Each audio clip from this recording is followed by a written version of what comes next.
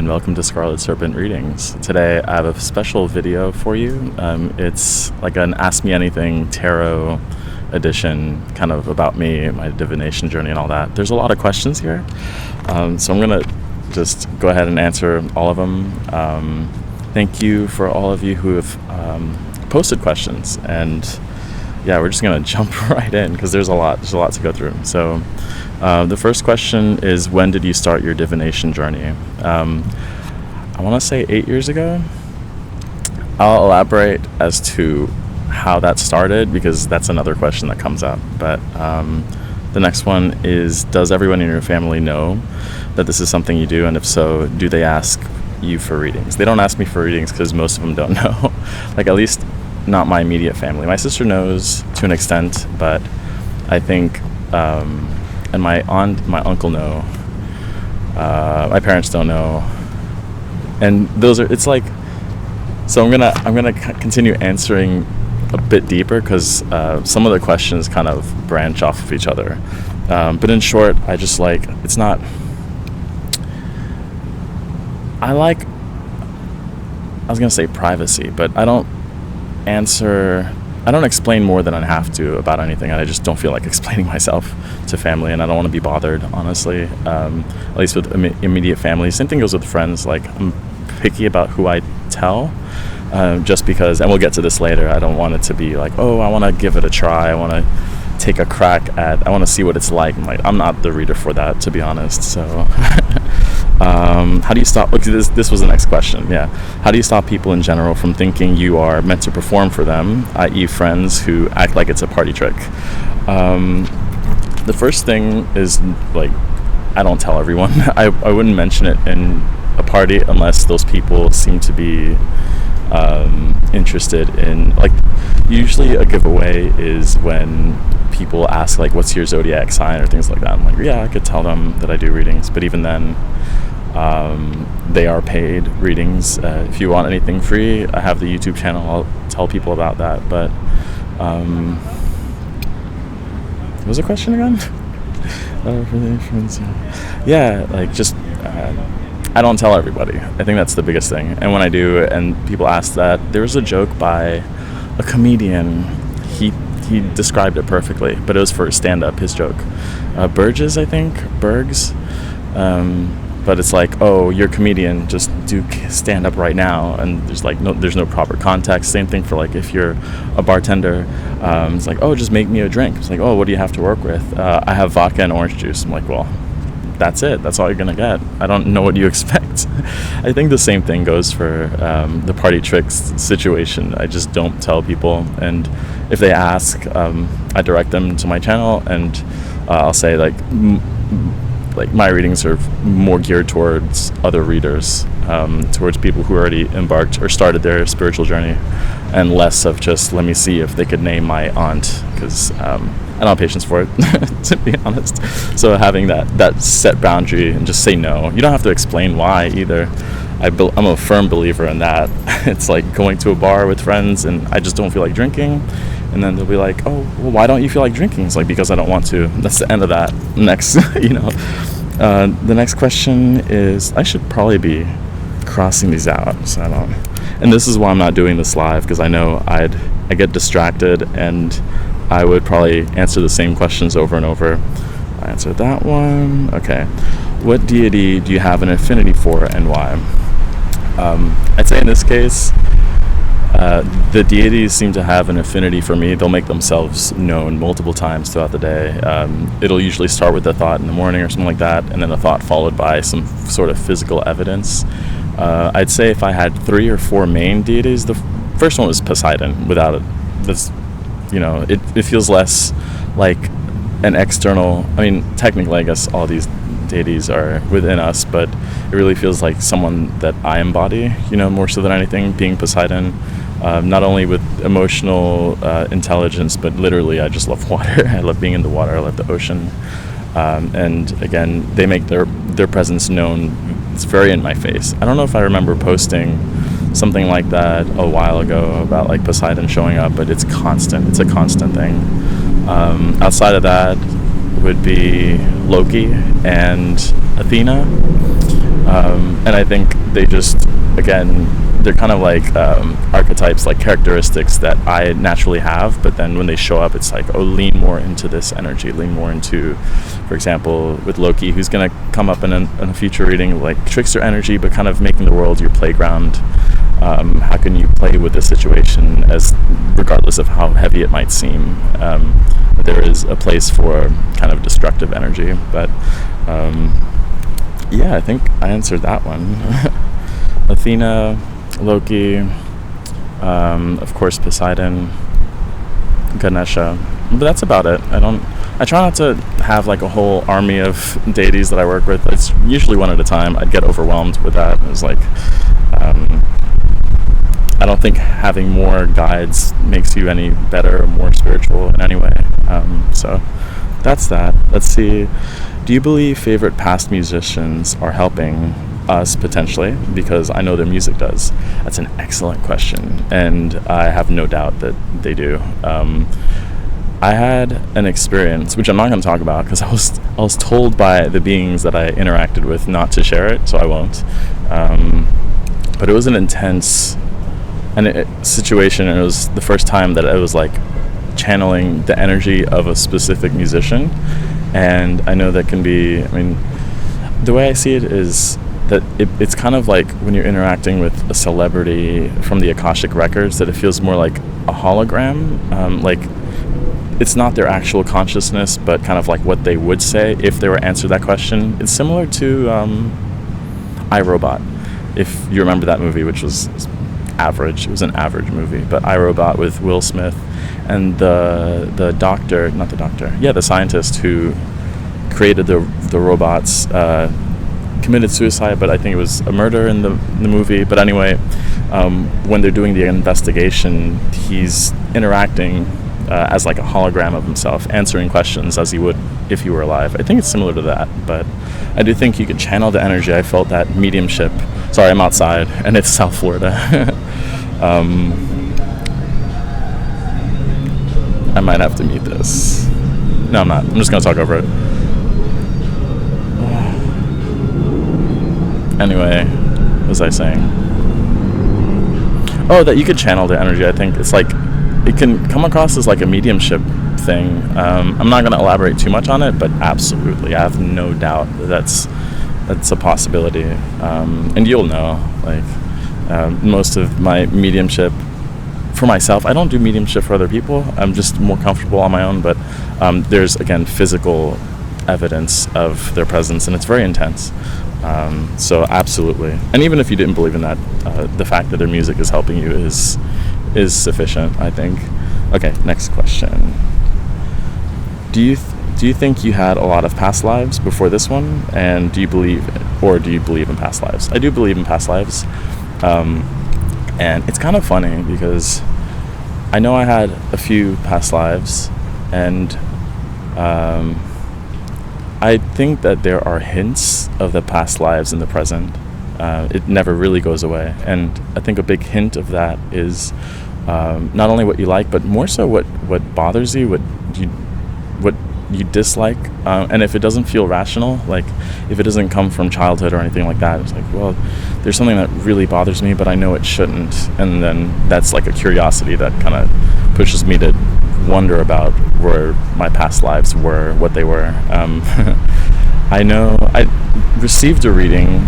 I received one past lives reading, and then I received, it was an angelic practitioner who gave me this insight, but I didn't ask for it, and I wouldn't necessarily go by any reading, like this is it, this is the absolute truth, they told me so.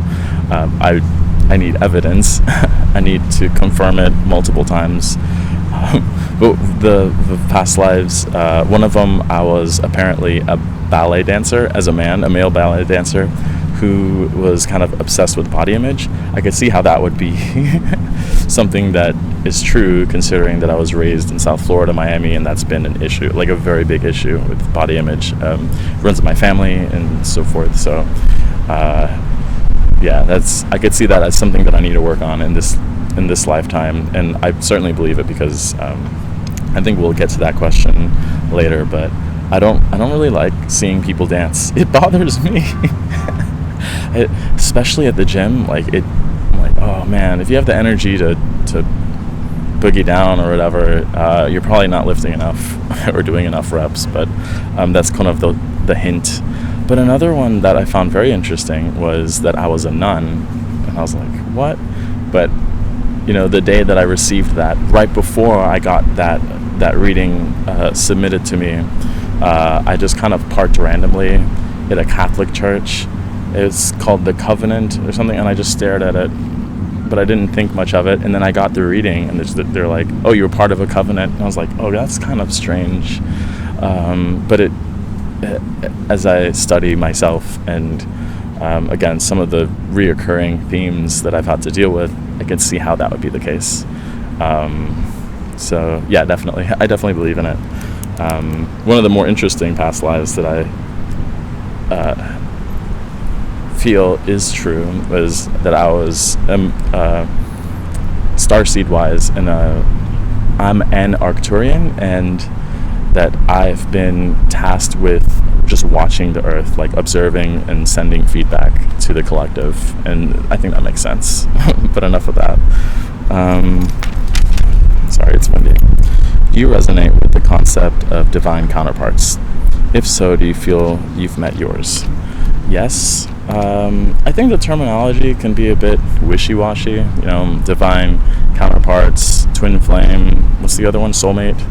And the danger is in believing that and then sticking around a relationship that really isn't worth it for you. Sometimes you can meet these people, but they're not ready for you, or whatever. You're in different parts of the journey. And I've had that mistake of believing in their higher selves. Like, I could feel the higher self's presence and I could see what they could be, but what they could be is not what they are right now. And I just, like, cheating is unacceptable, like that sort of thing. And I do feel like I've met mine, twin flame, specifically twin flame, in that there's been it's been a very long, a very life-changing road that we've both been on. We've both transformed so much, and it has not been easy. There's a lot of those when I talk about the past lives, these little kind of sprinkles of irritation that they seem out of the blue, and they're being brought about by this other person. Well, I need to study this. I need to study why this is the case.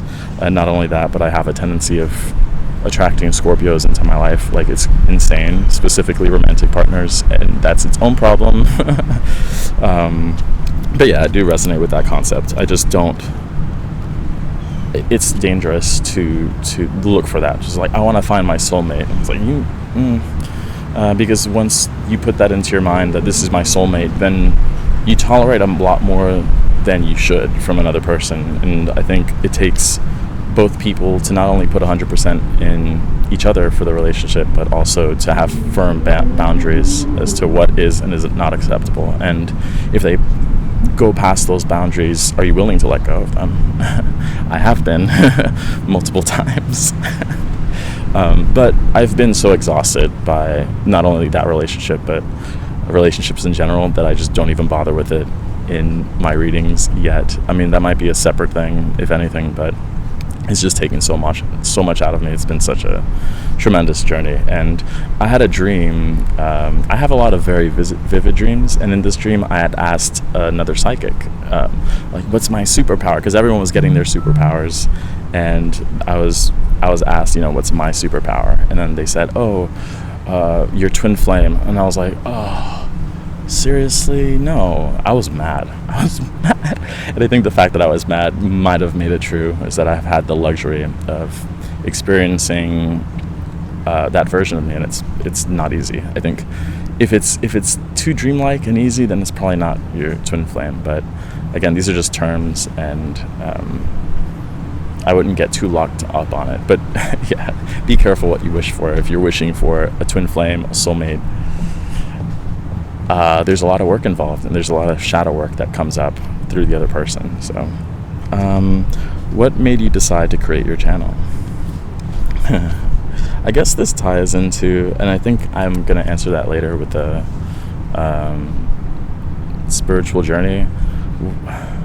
I think part of what made me want to do the channel was fear. I'm kind of weird where if something gets me nervous or scared, I jump straight into it. I'm like, oh, I need to do this now. So I think that was part of it. And part of the reason why, like, in my readings I faced the camera, because I really didn't want to, but my spirit guide was very clear, very in my face about looking at the camera, and that's for a few reasons. I might get into that later, but it was funny because I was debating it in my head. I was like, should I face the camera or should I not? And at that point I was already putting the camera onto the cards, and like I was debating it. I looked up at I was driving in the highway and I saw a billboard, and the billboard said, show your face, and I was like, oh man, no, but I guess I should. So but that's that. It was really just, I wanted to read, and I wasn't getting a lot of like clients, but I still wanted to be able to, you know, reach out and do this work. And I think I was also partly inspired by it was kind of like a test. I went through like a sort of training with Sal Jade, who was an outstanding teacher, by the way, and it was kind of like the final where she had me read for another person, but she was there as well. And when she found, like, as I was reading, she kind of got blown away by the fact that I was reading for both of them at the same time, and that was kind of like a little click. It's like, okay, so I could probably do collective readings and feel somewhat confident about it. So oh yeah, I'm probably going to do a separate video on this, but tips on creating spreads for yourself and how you could read personally, like develop your own style. Let's see if there's not that many more questions once you get started. So for creating spreads, like, I can't follow spreads that well when they're given to me because I straight up forget. Sometimes I'll write notes for myself and then I'll put them, if you've gotten like a personal reading from me, sometimes I'll have sticky notes as to like, these are what the positions stand for. But I think the problem with it partly is like one card is not enough. And that's usually the case for these spreads. It's like one card represents your past. And one card, that's just not enough. I don't have enough information with that. So I'll usually have to verify, and those can be their own separate readings. But I think just, it's hard to explain creativity and kind of these impulses that I get, because I get, if I did maybe a third of what I had in my mind, I don't even know what would happen. I feel like the world would explode or something crazy. But I think following your inspiration is a lot more important. Asking the right questions. What is the right question? But it's like spiritually based, you know, less of what does this person think of me or why would they think of me, and kind of navigating that space of like other factors. But you can be creative, like you can draw something out, do patterns, and I'll probably elaborate on this in a future video, but also kind of creating your own reading style, I think, and that's what really changed the way that I read the tarot. I'll get to that later though, because I think there was a question about that. Okay, tips on creating spreads. Yeah, but as far as the tips go for creating your own spreads, don't overthink it. Less is more. I mean, if there's 8 different positions, it's just a lot to keep track of, and then it's hard to find the interactions between like a huge spread, unless it's like a New Year spread for each month, and that's fine. It's easier to keep track of. But like different influences, above, below, whatever is easiest for you, I think that's where you get the most benefit. So, cornerstones of your history and your ancestry. I feel very detached from my ancestry, to be honest. Specifically, I'm Puerto Rican. I've never been there. I don't like music. I don't like Spanish music. I love bossa nova. I love samba. I feel as though I'd probably be more Australian. Like, that feels like it makes sense. I love a lot of channels that are from Australia, and I didn't really notice until recently. The same goes for Brazil. The same goes for like Japan. I feel more tied to that than I do anything like my bloodline, like immediate family. And I think part of it is that I've just it's a blessing to say that I've been overwhelmed by my family, but it's because we've been so close for so long. Not just immediate family, but grandparents, aunts, uncles, and everything. And that's part of where this whole thing of mind your own business comes from, because I don't know why someone from Europe knows details about things that I didn't even say. So this gets on my nerve, and that kind of turned me off to the whole I wonder who more about Puerto Rican culture. I just simply don't care, and I'm not going to force that either. But at the same time, my dad told me that his great grandfather was a Native American chief. The problem is that my dad has a tendency to lie, make things up just for fun. So I don't know about that. I do feel a strong pull towards shamanism, towards the earth, things like that. But I think my dreams are far more revealing than anything that I'm going to get from other people. So I guess that's that. What hobbies besides tarot do you have, and what's your favorite book? I don't have a favorite book. I haven't read a book in full in a very long time. I'll skim through a lot of cosmology and quantum physics and particle physics, and I'll just skim through main concepts because it's fun, it's interesting. But in general, I haven't read a fiction novel in a very long time. I couldn't name one that stuck out to me. As far as hobbies go, I'd consider dream journaling a hobby. I really like it. It's fun. It's like a study of the self, which I find fascinating. I love being outside. I love running around. Sports, any sport I'll play immediately, and I am very competitive. It's not that I don't like losing, I just don't lose. I'm partly kidding. I used to do CrossFit. I stopped with that. I might go back to it eventually, but the workouts were very repetitive and I got bored. I get bored very easily. So another thing is park hunting. I used to like hiking, but in South Florida there's really not that many trails, so I go to different parks, and that excites me. Even if it's a tree that I've never seen, it lights me up a little bit. Seeing a bird, it lights me up that I haven't seen. Small things, they add up.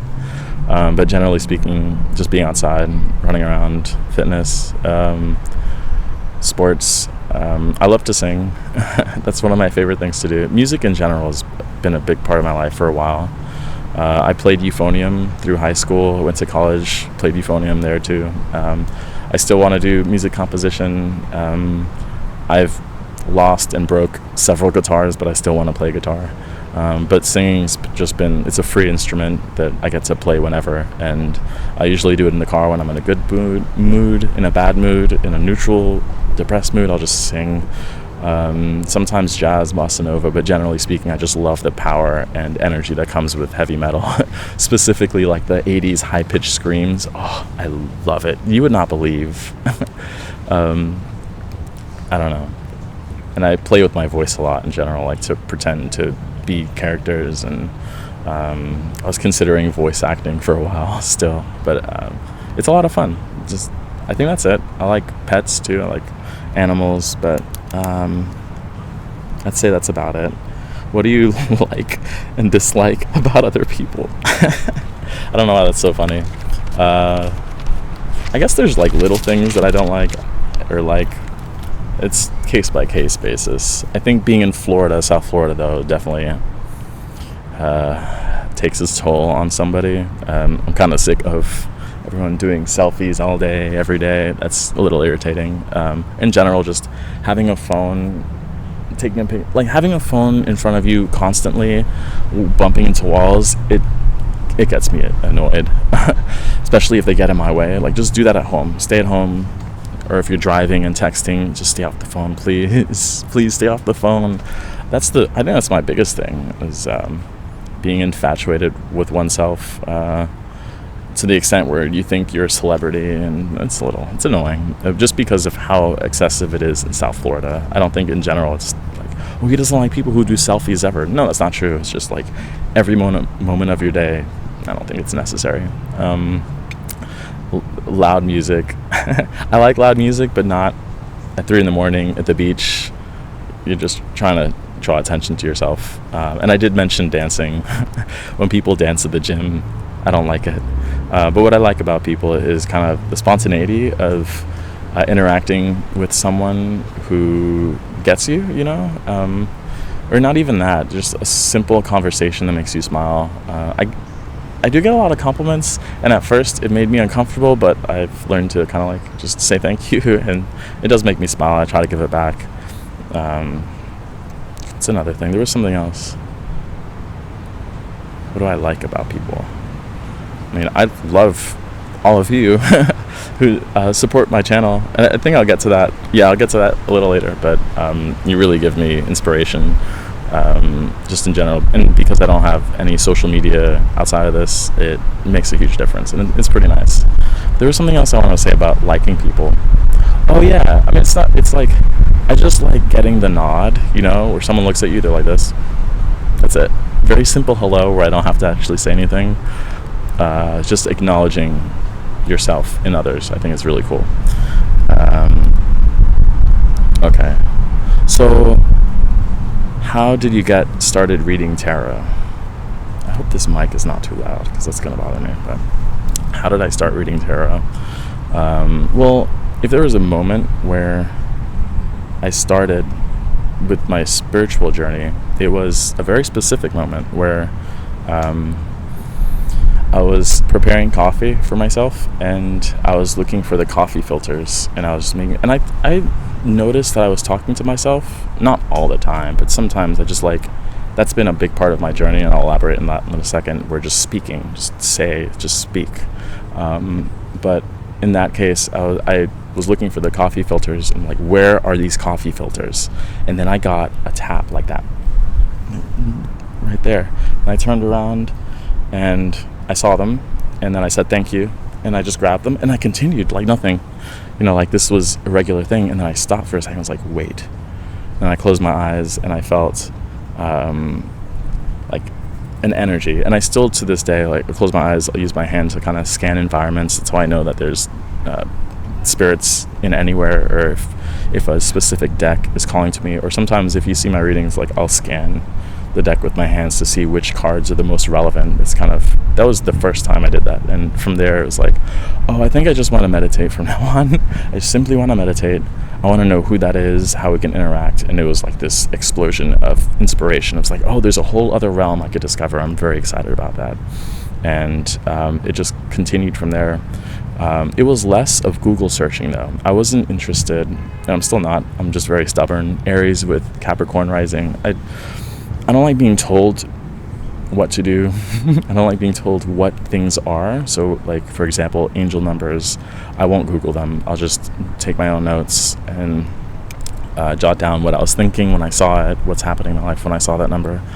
But yeah, that's really where it started. With tarot specifically, I'd say it was partly inspired by a friend of mine who was a tarot reader, and it was interesting because we went to a club, which I never do. He wanted to go out, and I was like, okay, we'll just go. And he and his friend that he was with, I forgot her name, but they can see spirits. I can't. And they both told me separate times that I had a spirit guide who was a gypsy, and she was dancing, and she had a lot of jewelry, and she likes jewelry. I'm like, oh, that makes sense. So I found that interesting. But then he told me, he's like, you have to read tarot, you have to read cards. And then obviously, me being me, I was like, I don't have to do anything. You need to not, don't bother with that. So I was very stubborn about it. But I guess just like slowly over time, there's curiosity. I was like, maybe let me just look at a course. Let me just watch a video about tutorials. And then from there, that kind of spiraled out into just straight up reading tarot. And I think that's a nice follow-up to the next question, which was, how are you able to read so accurately? Is it a feeling, vision, connection to something specific? First of all, it's a huge compliment, so thank you.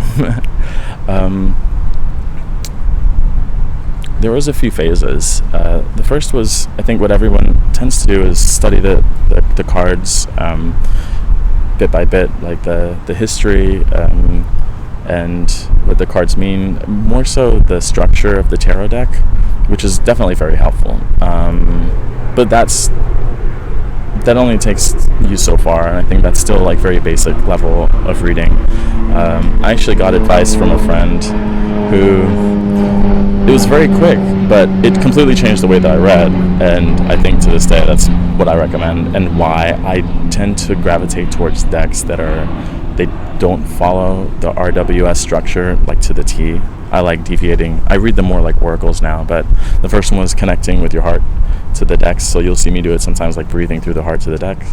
I think that helps. Clearing out, I used to do very long meditations before reading. Now it's a very quick thing. It's just centering myself. That does help. I'd say that my interest in trance mediumship in general, but that has probably been a huge factor. Just the fact that I've been meditating, not with the expectation of, I'm going to get better because I meditate. No, I just like it, but also familiarizing myself with the trance state, because that's something that I noticed. It's very obvious to me when I'm in a trance state, just speaking and the words are coming very quickly. I love that feeling, and I know when it happens when I do tarot readings, and I think that's part of it. So back to what I had mentioned as to why I face the camera. One of the main things is, eye contact. It's so that it feels like you're getting a reading. Sorry, the video cut off. I guess I reached the limit there, but I forgot what I was saying. Whoops. What was I saying? Oh yeah. So when I face the camera, it's like you're getting a reading in person. You wouldn't be staring at the decks. You'd be interacting with someone giving you this information. That's part of it. But the other part is like when you stare at the decks or when you stare at the cards, you're not listening. The same amount of attention isn't there. And I think that the accuracy in part comes from the other person. You, like the viewer, the listener, they have their own spiritual journey, and they are at least to some extent, psychic. And I think Helen from Eye of the Serpent Tarot mentions that in one of her readings, and I think that resonates very strongly, is that you have to be a psychic for the reading to make sense for you. And I think that's part of the reason why I tend to gravitate towards people who are already at least interested in a spiritual journey and kind of a part of it, or I should say other readers, because their psychic ability comes into play. I also think that there are words that are said, but there's a space in between the words. It's kind of like, so you kind of, I think the viewers pull stuff from the liminal space or whatever. I also think, the understanding the trance state, or being familiar with it and knowing when to just speak and let it out. I'd say at first I was confused when I felt stuck or angry in the middle of a reading, but now it's like, oh, this is their energy. This is an energy that the client is dealing with at this time. But I'd say when I stopped studying the tarot, my readings got a lot more accurate. When I started using my own sort of reference database within my mind and my experience, and seeing that experience in the cards, connecting the cards instead of saying this means this, that means that. It's a very rigid, unfluid, and kind of two-dimensional way of reading. So when I started reading more of an oracle, more like this card suggests this, but it can mean something completely different. I think that's when the readings took on a completely different level. And to this day, that would be my recommendation, is to kind of, instead of just Three of Swords means heartbreak automatically, always 100% of the time, look at the image of the card. If you are using RWS, that's one thing, but and to an extent, knowing the Kabbalah, knowing the decants, they help, but sometimes and oftentimes I forget them, and that for me just means they're not relevant to the reading. It's more of just, what does this remind you of? How can you draw from your experience to deliver the reading without being too much about me? I try not to do that in my readings. Like, I'll reference an experience that I had, but I won't go like me, this, I get irritated by it, so I don't want to put that on anyone else. But no, I wouldn't say it's a connection to a specific deity or angel. I used to pull in angels for each reading, but I was given, just the idea or the hint that wasn't necessary for each and every reading. I do think the card decks help, but that can be its own addiction. It's a very serious addiction that can happen with wanting to purchase decks and telling yourself that, oh, this deck will help me read better, which is absolutely not true. Having a variety is helpful, but maybe 2 or 3 decks is fine. Honestly, I stopped purchasing decks for a while. But the different imagery helps, and reading it, like I said, as oracle cards. And I also think that if there's a deck that you struggle with, that's probably a good deck for you to use. That struggle, like I said, I run towards fear, towards hardship, because I think that's where you grow as a reader and as a person. So I hope I answered that. How are you able to... Yeah. And then the last question is, how do you keep motivated reading, and what keeps you motivated in life? Like I said earlier, honestly, the comments keep me motivated. That's probably the biggest motivator for doing the tarot readings on YouTube, is because there's a lot of setup. Like, there's a lot of setup, editing. It takes energy. A lot goes into it. I guess with studying myself and making sure that I'm in a pretty good state of mind before going into a reading, so I don't, let my energy interfere. So I'm having tea. But that's the big thing with doing specifically the tarot readings on YouTube. The feedback really motivates me. That, and I just like connecting with my spirit team. I love mediumship. I really do. I don't offer it, but I love it for myself, and that does inspire me for readings. In life, what inspires me? Being outside, fresh air. I can't be inside. I get irritated. I'm an outdoors person, so that motivates me. But probably more so than anything else is music. Music is everything. That's what gets me up. That's what inspires me. It genuinely lights me up, makes me happy. It's an energy source, one that I receive, but one that I give out to when I start singing, making music, that sort of thing. And my puppy Benji, he's awesome. Yeah, he's motivating too. So yeah, I think those were all the questions. I'm willing to do this again in the future. Thank you for all of you for participating in asking the questions and in watching this video and all of my readings. I really appreciate your support. That's why I say that, because you're my motivation to keep going. So I'm very grateful for you. Yeah, I'm going to end this video there, and I hope to see you in the next reading. Take care.